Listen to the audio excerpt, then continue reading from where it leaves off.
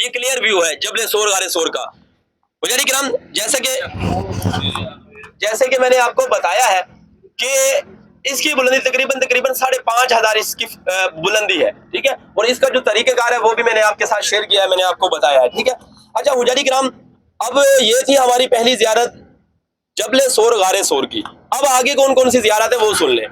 آگے جو ہماری پہلی زیارت آنی ہے وہ آنی ہے میدان عرفات کی. دوسری زیارت کون سی ہے وہ ہے مسجد نمرہ. تیسری زیارت کون سی ہے وہ ہے جبل رحمت.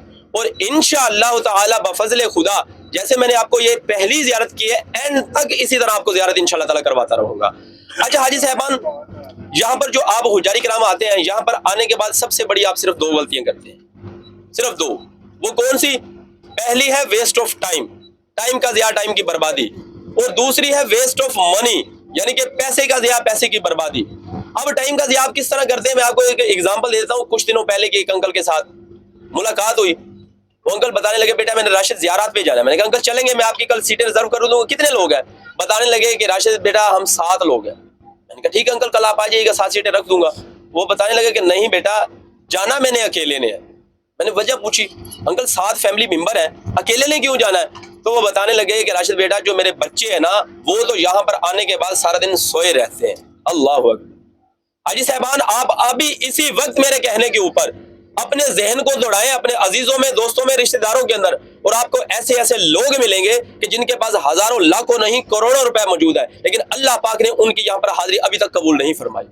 ذہن کو دوڑا کے دیکھ لیں, یہاں پر صرف وہی آتا ہے جس کو اللہ پاک بلاتے ہیں حجاج کرام, اور آپ ان کروڑوں لوگوں میں سے خوش نصیب لوگ ہیں کہ اللہ پاک نے آپ کو یہاں پر چنا ہے. اور حاجی صاحبان یہ تو وہ مقدس جگہ ہے کہ جس کے بارے میں کسی اور نے نہیں, خود اللہ پاک اپنے بندے سے کہتے ہیں اے میرے بندے تیرے گناہ اگر ریت کے ذروں کے برابر بھی ہے تو یہاں لے کر آؤ میں معاف کر دوں گا, درختوں کے پتوں کے برابر بھی ہے تو یہاں لے کر آؤ میں معاف کر دوں گا, بارش کی بوندوں کے قطروں کے برابر بھی ہے تو یہاں لے کر آؤ میں معاف کر دوں گا. اچھا میں اتنا زور لگا رہا ہوں, آپ کی تو ماشاءاللہ آواز ہی نہیں نکل رہی. وہ آج کل جیسے وہ ہمارے پاکستان کے اندر حال ہے نا کہ سانس لینے پہ بھی ٹیکس لگا ہوا ہے, تو آپ سوچ رہے ہیں شاید راشد بھائی آپ سے کچھ 2 ریال 2 ریال 5 لے نہ لیں, میں آپ سے 1 ٹکا بھی نہیں لینا میں نے بلّہ, صرف آپ ہی اپنے ذوق کا مظاہرہ کریں. مجھے ایسے لگ رہا ہے کہ آپ کو میری باتوں کی سمجھ نہیں آ رہی, سمجھ آ رہی ہے تو پھر جواب بھی آپ کا آنا چاہیے. تو حجاج کرام اس حوالے سے نا کہ آپ نے ٹائم کے ضیاع سے بچنا کیسے ہے, آپ کو 4 عمرے بتاتا ہوں. آج تک آپ کو کسی نے بتائے نہیں ہوں گے, کرتے ہوں گے آپ کو اہمیت کا اندازہ بتاتا ہوں. آپ کا سب سے بڑا سب سے افضل ترین عمرہ جو ہوتا ہے وہ آپ کا ہوتا ہے مدینہ شریف کا.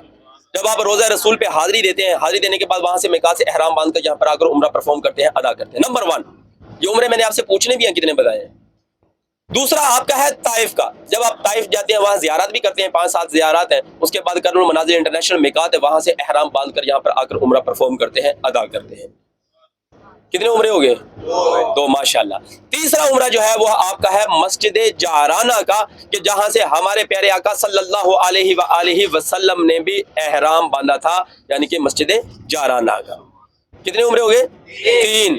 چوتھا اور آخری عمرہ حجاج کرام جو ہے وہ آپ کا ہے مسجد عائشہ سے حجاج کرام. تو انشاءاللہ تعالی سب لوگ ارادہ کرتے ہیں کہ زیادہ نہیں تو 4 ادا کریں گے انشاءاللہ. ماشاءاللہ ابھی مجھے بھی لگ رہا ہے کہ 50 لوگ گاڑی میں بیٹھے ہیں ماشاءاللہ. وہ نا آپ کو ایک مزے کی بات بتا دوں, کچھ دن پہلے ایک انڈیا سے میرے ساتھ قافلہ تھا, تو وہ نا بالکل سمم بکمن, جیسے ابھی شروع میں آپ بیٹھے تھے, تو وہ نا آگے بیٹھے تھے, اسی طرح ان کے گروپ لیڈر تھے زاہد بھائی. تو میں نے کہا یہ کیا ہے, تو میں نے کہا ناشتہ واشتہ کروایا ہے. تو وہ کہتے ہیں جی ناشتہ تو انہوں نے بالکل کیا ہے. کہتے ہیں راشد بھائی آپ ان سے ایسے مخاطب ہوں کہ ان سے کہیں کہ یہی گاڑی ہمارے پاکستان یا انڈیا کے اندر ہوتی نا, وہاں پر کوئی مہندی کا فنکشن ہوتا تو سب نے تالیاں بھی بجانی تھی, شور بھی مچانا تھا, ہلا گلا کرنا تھا. اور آج ہم اتنی مقدس جگہ پر موجود ہیں تو پھر ہماری آواز نہیں نکلتی. تو انشاءاللہ تعالی یہ صرف آپ کو احساس دلانے کے لیے یہ میں نے آپ کو ٹائم کی اہمیت کا اندازہ بتایا. ابھی ہم بڑھتے ہیں پہلی زیارت کی طرف. ہماری پہلی زیارت ہے میدان عرفات. عرفات کے حوالے سے میں آپ کو 5 چیزیں بتاؤں گا, زیادہ نہیں, 4 سے 5, تاکہ 3 بھول بھی جائیں, 2 تو یاد رہیں گی نا آپ کو. پہلی چیز میں آپ کو بتانے جا رہا ہوں, پہلی چیز ہے میدان عرفات. میدان عرفات کو حشر کا میدان بھی کہا جاتا ہے. جو زیادہ جگہوں پہ ذکر ہے وہ ہے شام کا, لیکن اللہ پاک نے اس سرزمین کو اتنا بڑا اتنا وسیع کر دینا ہے کہ ایک کر دینا ہے, ملا دینا ہے. تو مرنے کے بعد سب نے یہیں پر اکٹھے ہونا ہے, اس لیے میدان عرفات کو حشر کا میدان کہا جاتا ہے. نمبر 1. نمبر 2 کیا ہے کہ میدان عرفات کے اندر جو حاجی حج کرنے آتے ہیں ان کے لیے یہاں پر رکنا، قیام کرنا، ٹھہرنا لازم ہے، اور یہ حج کا لازمی رکن ہے جس کو وقوف عرفہ کہتے ہیں، رکن عظیم کہتے ہیں۔ کتنی چیزیں ہوگی؟ 2 چیزیں۔ تیسری چیز حجاج کرام کے میدان عرفات کے اندر ایک اذان ہوتی ہے، 2 نمازیں ادا کی جاتی ہیں۔ کون سی؟ نماز ظہر اور نماز عصر، جس کو نماز ظہرین بھی کہا جاتا ہے۔ کتنی چیزیں ہوگی؟ 3 چیزیں۔ چوتھی چیز سن لیں کہ حجاج کرام میدان عرفات کے اندر آپ کو پتہ ہے کہ جب روئے زمین کے اوپر حضرت آدم علیہ السلام اور اما حوا کو اتارا گیا تھا تو وہ ایک دوسرے سے بچھڑ گئے تھے، الگ ہو گئے تھے۔ پھر حضرت آدم علیہ السلام کے میدان عرفات کے اندر ایک مقام ہے، وہ آگے چل کے آپ کو دکھاؤں گا، بتاؤں گا، وہاں پر ان کی دعا قبول ہوئی تھی اور وہ ایک دوسرے سے ملے تھے۔ کتنی چیزیں ہوگی؟ 4 چیزیں۔ ایک بھائی نے میری آواز آئی ہے 5 کی، تو 4 چیزیں ہوئی ہیں۔ 5ویں چیز میں آپ کو ریپیٹ بھی کر دوں گا۔